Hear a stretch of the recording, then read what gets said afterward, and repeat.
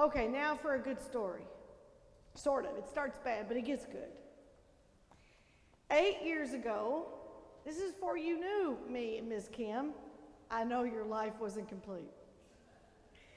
But 8 years ago, we were in Rochester, New York. I was serving a big UCC church there. You plucked me out, brought me here. Anyway, but things weren't so good in our lives. Kim had sort of been rejected by her children. She was in contact with none of them, or they weren't in contact with her. She kept knocking. Her friends had rejected her. All because she loved me. I know, it's a burden she has to bear, and it's hard, but she did it for some reason. Our hearts were heavy then too. So we started collecting hope. And if you come to our house, you'll see hope. Here, I need some help. Come up here. Okay. Thank you, Vanna.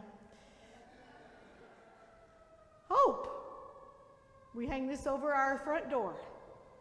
Oh, yeah, I've got helpers galore. Hope. We hang this in our window so the shadow comes through. And then we found little ornaments. This hangs on one of our lampshades. Hope. We found one for our Christmas tree, but we couldn't quite put it away, so it's on our lamp that I read by. Hope. And then we have stones right in front of a picture of us when we were thinner with hope. Okay, that was funny. Okay. And then we have, I forgot. You're not quite Vanna, but you'll do. Okay. And then we decided we needed to collect some more hope. We started collecting. Okay, you all can be seated now, okay? Don't want to steal my thunder or my hope. Yeah. All right, cough it up there, Trace, okay? No, I'm getting there. And so we were collecting hope because that's what we needed. Anytime we saw a hope, we grabbed it. Well, 8 years ago this weekend, we went way out in the country, south of Rochester, and we got this little baby. Now, she looks older now. This was when she was a puppy. And I got the little puppy for Kim's birthday and Mother's Day because she didn't have any children that would let her mother them. So I thought, well, we'll just start over and we'll get another one. So we got it, and the little thing was the last one in her pen. She was the runt. She was this big, and she was the sweetest little thing. And Kim was looking at this little one over here, and I spied ours, and I was like, no, that's the one we need. So I asked the guy to pull her out, and she put her up on Miss Kim's shoulder. And it nuzzled right to her neck and just laid there. And I said, well, I think we found our hope. And to this day, little Hope, our little Karen Terrier, is one of the joys of our life.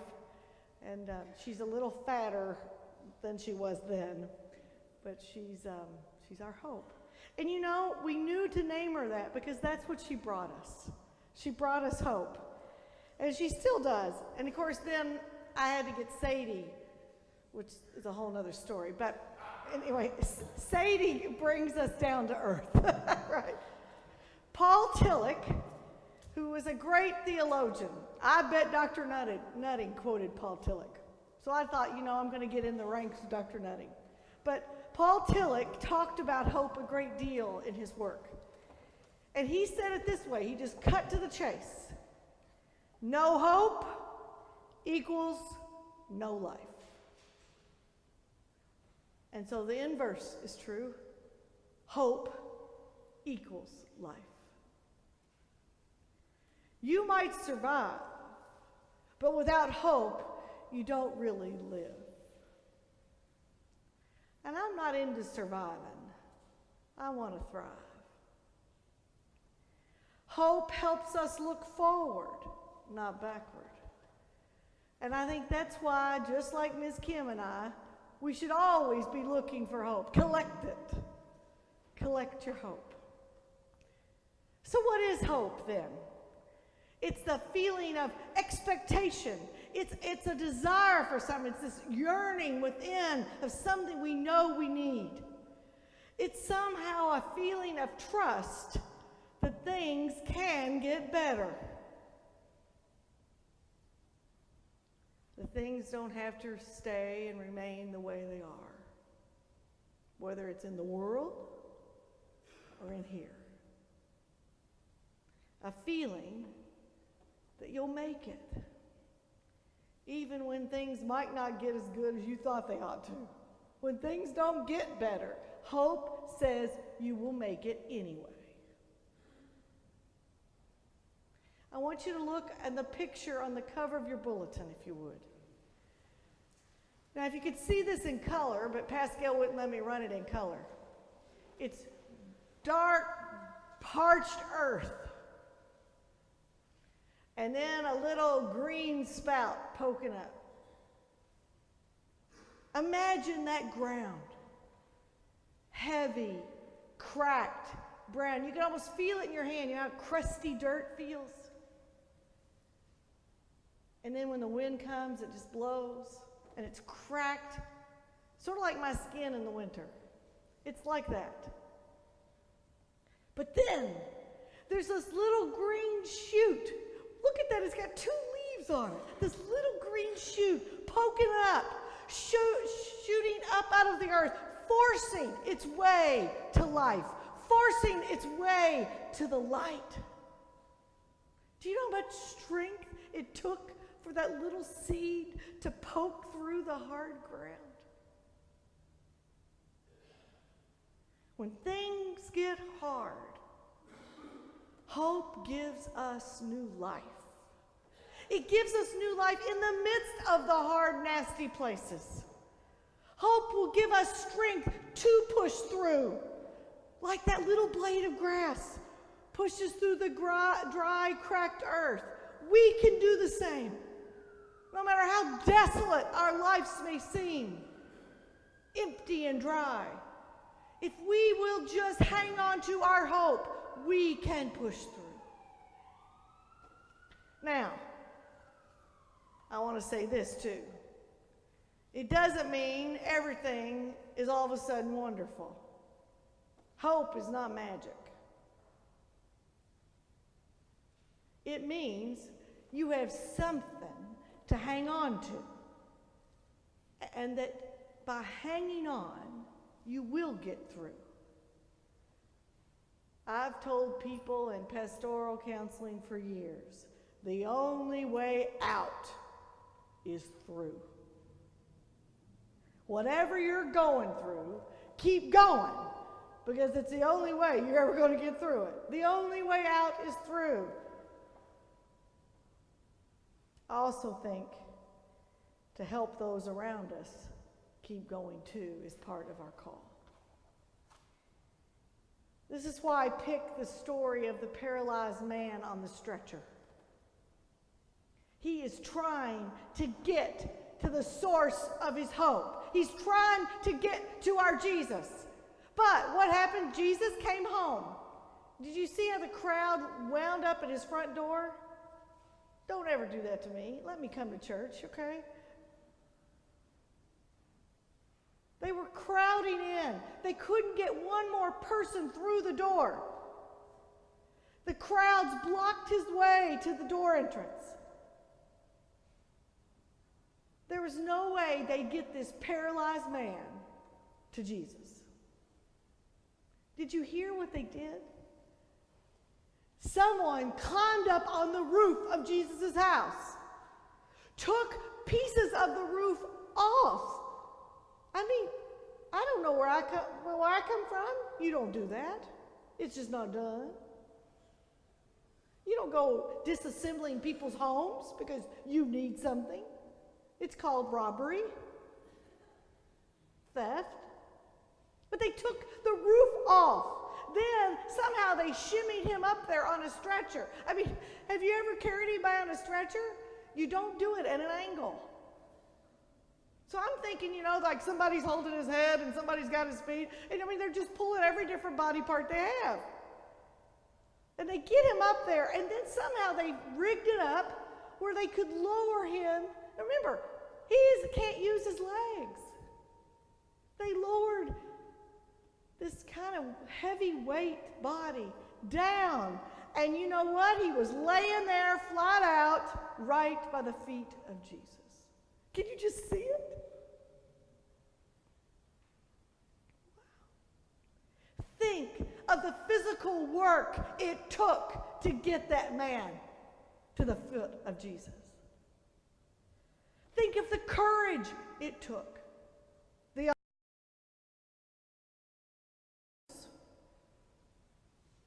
But this one really hit me.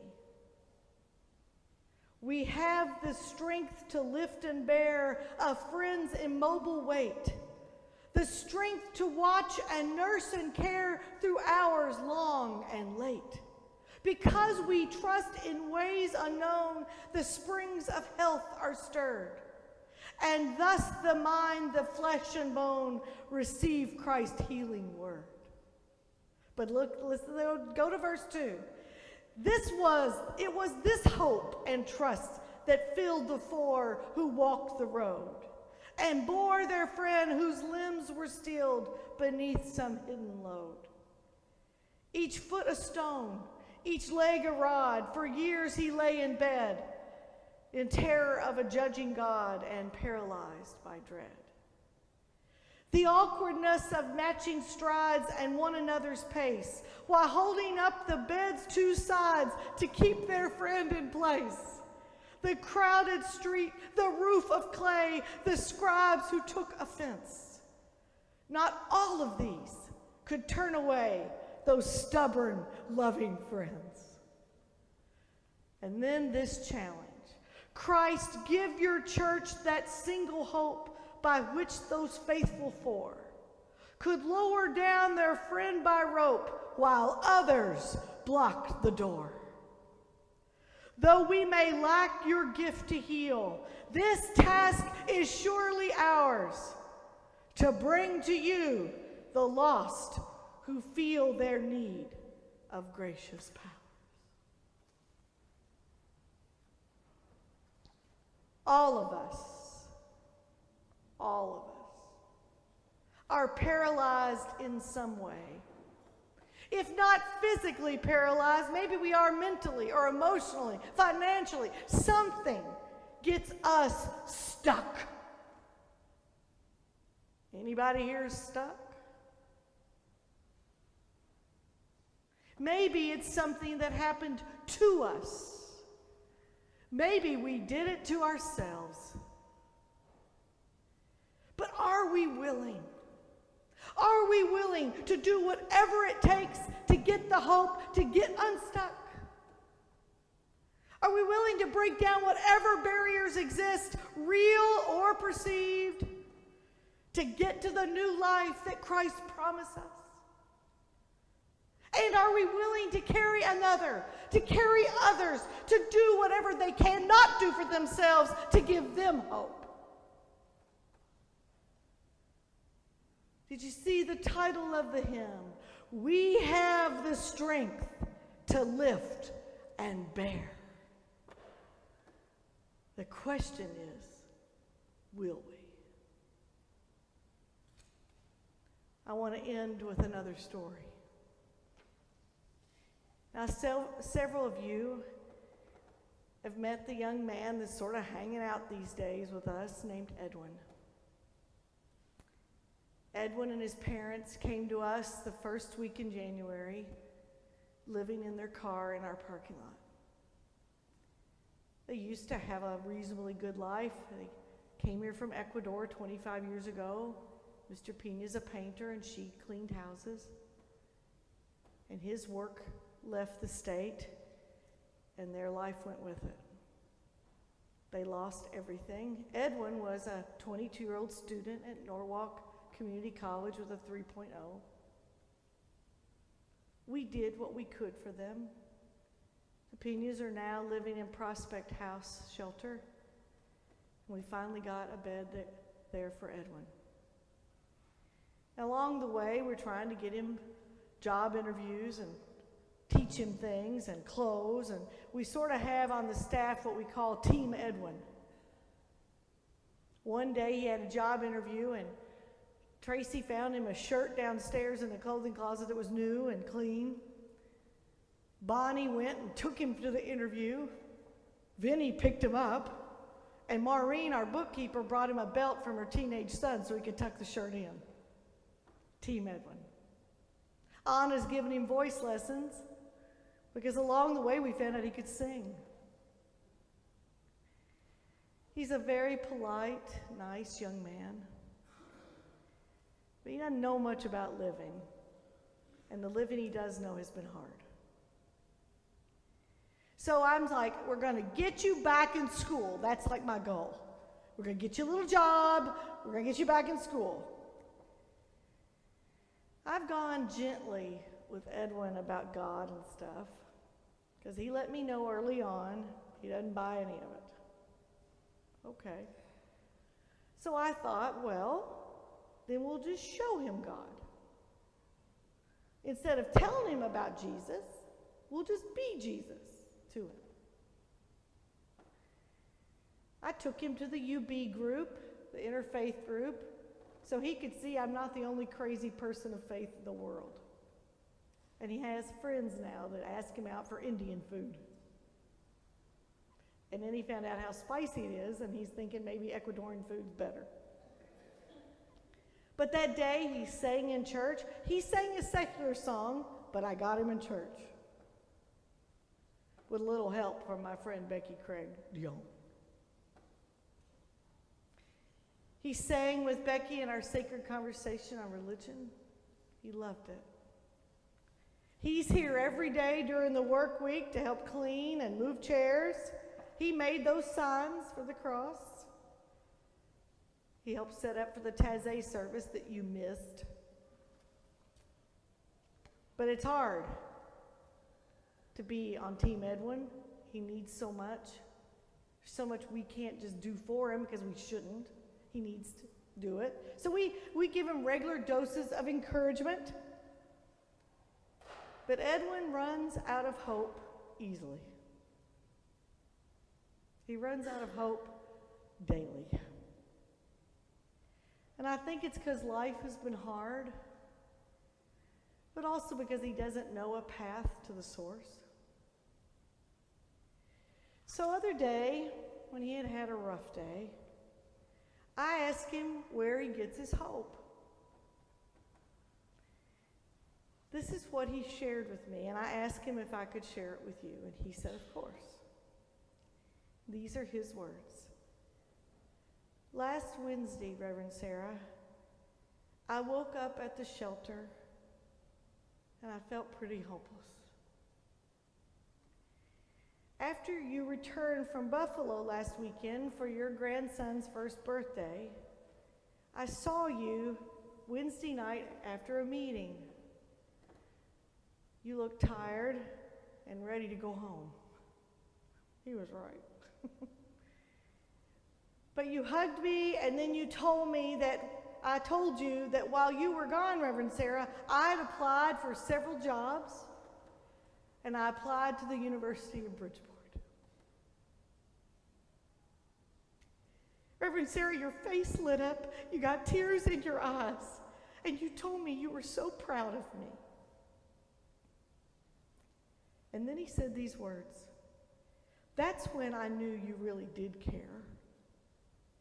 That all that you and this church were doing for me was really real. And it gave me hope.